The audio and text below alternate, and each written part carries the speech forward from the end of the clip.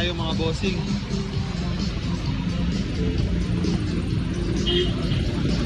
Nakapasok pa rin tayo.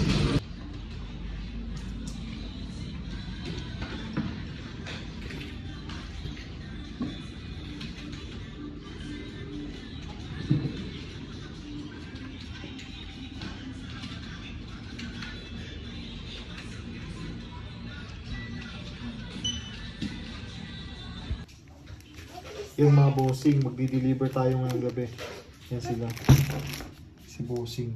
Takpa ko na lang yung pangalan. Patid ko siya ngayon. Rotary maker. Yan. Legit na legit mga bossing. Deliver tayo kahit anong oras na. 10:38 na ng gabi. Yan mga bossing, andito na tayo sa location kung saan din natin i-deliver itong mga taro. Yan. So yung tatrabaho si bossing at tayo na lang natin si bossing.